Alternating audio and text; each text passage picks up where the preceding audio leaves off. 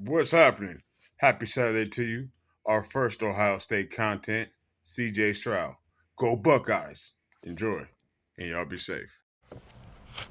What's up, you guys? I looked at the forecast just a second ago. Only 10 to 15 mile per hour wind. yeah, Sound good to you? yeah. Thank God for that. I mean, you talked about it after the game. Is that one you just want to put in your rearview mirror because it was just impossible to throw? It's something to learn from. I don't know, but you guys probably know. I don't know what it got to, but some of those gusts were really, really strong. Somebody said they were up to like 50, 60 miles per hour, and I feel like whenever we had the ball, it's kind of like it was really, really going.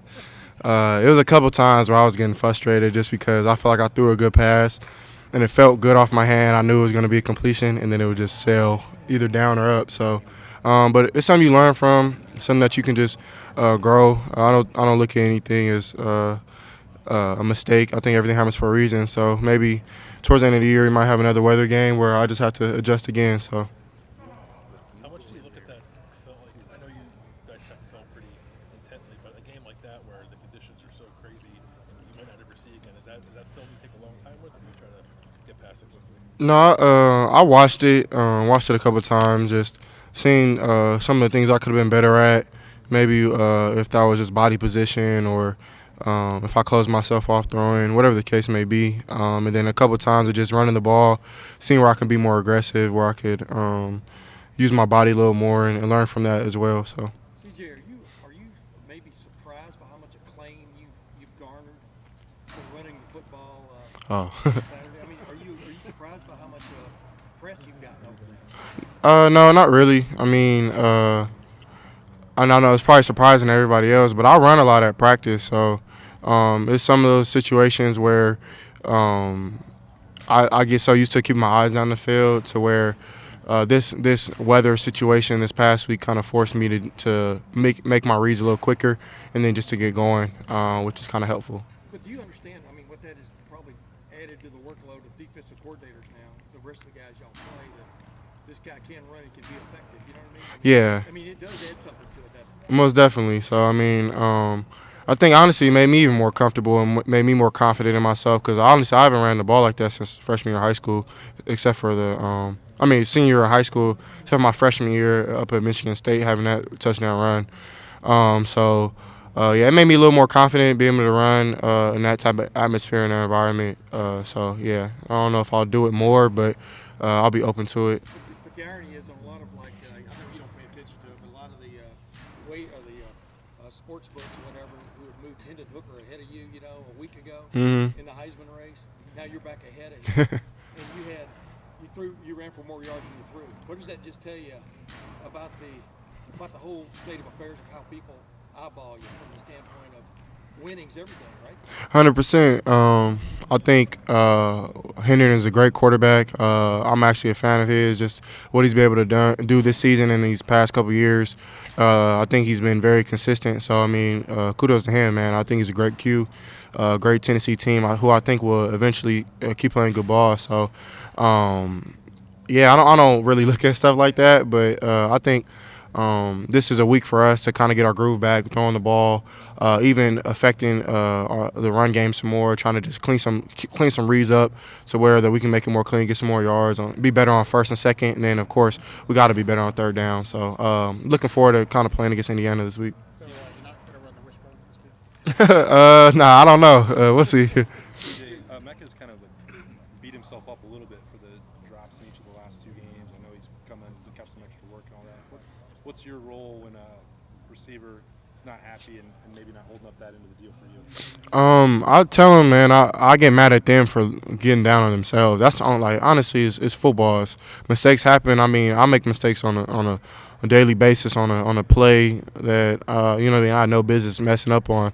So I mean, I think, and I've been telling a lot of our players this lately, just because later on in the year you kind of get human nature kicks in to where you feel like, not that you suck, but like it's just like, man, why can't I get it right yet? Just because it's week 10 and your body's already beat down a little bit, so you're trying to really get through it, but you're still trying to be efficient and definitely be more effective. So I understand where it comes from. I get down on myself even, but I always remember like I think Michael Jordan said this where he missed 26 shots of game winners but made many more. So it's like as long as you're up there at bat, giving it your all, then that's the only thing I can be really, really happy with. So I just tell them, man, move on. Great players know how to just move on to the next play and to keep going because, I mean, I make mistakes myself. So.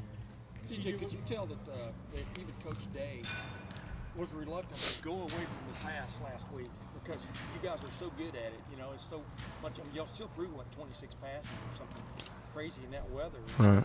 Could you tell he was even having a little bit of a debate in his mind about, hey, where do we go here? You know? Right, yeah, it's tough being a play caller in that aspect, in that type of environment with just the weather. So, I definitely think that he did a great job of getting us good runs and good plays that our O line and running backs like to run, and then involving me as well. So, we came up with some stuff on the sideline to get me involved, and then. Of course, some of the passes that we threw were to kind of make sure the weather wasn't the issue, and even it was good for even him to call a shot and trust me and try to get it in there. So, and I think we did a good job with that play, but of course we didn't make it happen, which is okay. And we'll just continue to grow from it. So. CJ, from your On that 4th and 1 run that you had about how the nickel was crashing down, like he didn't really respect you running the ball. I'm just curious if you think, even if you don't run more, do teams respecting you running the ball more? Does that open things up for this offense? Yeah, it definitely could. But on that, specific play, well, he took the running back, but I think the safety messed up. Number 9, I think he was supposed to come and capture me, but his eyes were in the backfield. So a lot of teams do that where they'll take away the back. We call it gap exchange. So they'll take away the back, and then either the backer or the safety will loop around, and he'll be the quarterback player. And I think maybe if he was out there, I could have put a move on him or run by him or try. But yeah, I mean, it was an instinctive play. I think it was a big time play in the game just to get us a touchdown later on in that drive. So I'm willing. I told Coach I'm willing to do anything to get a win. So it's good just to kind of put that on film, and definitely I think we can build from it. CJ, as far as Emeka goes, from your eyes, what do you think is allowed? What is sort of his best trait as a receiver that's allowed him to kind of build a connection with you his first year starting?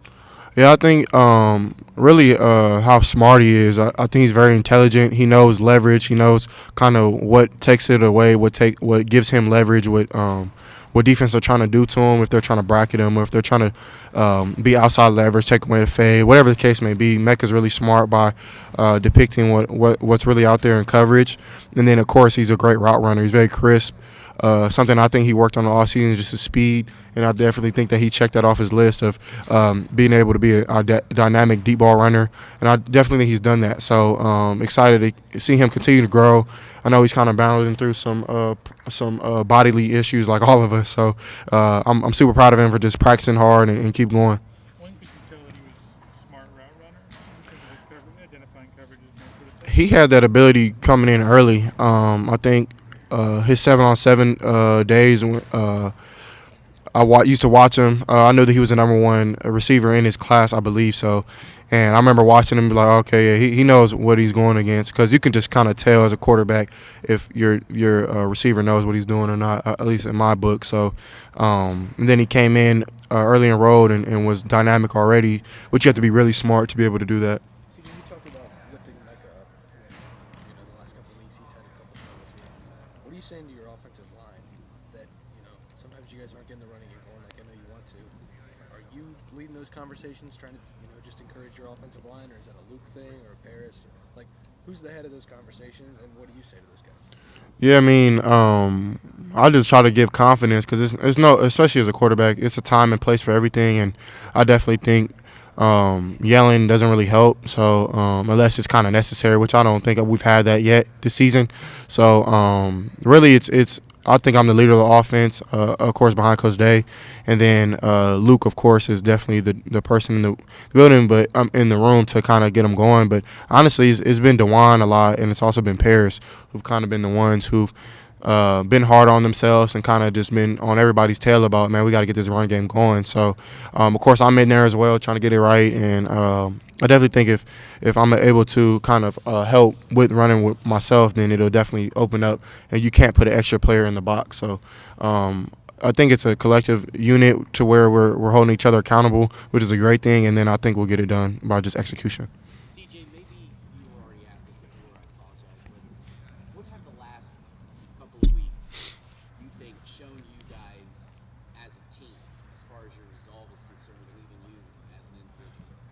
Yeah, I mean, I think one thing about this team that I think is special is how resilient we are. And honestly, we don't really listen to the outside noise. I think that's something that's very important for a team is to not really focus on what everybody's saying. Or I know a lot of people talk about the point spread or whatever the case may be, but a lot of people don't really look at like uh, I would say it's common sense to where you're not gonna put 1,000 points on the board with 80 mile per hour winds. So, but yeah, we don't really listen to all that stuff. We kind of just focus on each other. We do it for our brother, and we always say that before we go out. It's just I'm doing everything. I put my body on the line, put my heart on the line, my head, whatever the case may be, just for my brother. So. Do you think, I mean, the last couple of weeks have really made you guys grow, just as far as, hey, sometimes there are going to be these adversities we got to face, we got to be able to overcome them. Have they strengthened you guys, in that way as well? Yeah, I definitely think that any game or any atmosphere where you're in a game atmosphere is definitely something you can learn from. If it's good, bad, ugly, sad. So, nothing is ever going to be perfect. So I'm really trying to help our team with not having any expectations, really special personal ones. Just because I think if we reach our team goals, all our personal goals will be accomplished. Couple more questions. When you ran the ball against Northwestern, how many of those were designed run plays, and how often were you improvising? It was probably a handful of them that were improvised, and then a couple of them where I was just reading a defender, and it was my responsibility to read a gap or read a specific person. So, yeah, it could vary. It doesn't matter. I mean, either it could be like a pass play where I scramble, or it can be a design run to where I'm just keying one defender or two defenders. It could vary. Always knew you could run, but then being able to see it in practice is another thing. Are you more comfortable taking off now, do you think, after seeing what you did against Northwestern? Yeah, in a sense. I mean, I feel like definitely being able to go out there and find a way to win. I think that's most important, especially playing quarterback. Is like it's not always in your control. You can always be perfect. So it's finding a way to win, no matter if it's ugly or cute. So it doesn't really matter. And I definitely think it gave me more confidence to be able to go out there and run some more. But I'm gonna continue to do whatever's necessary just to win. So.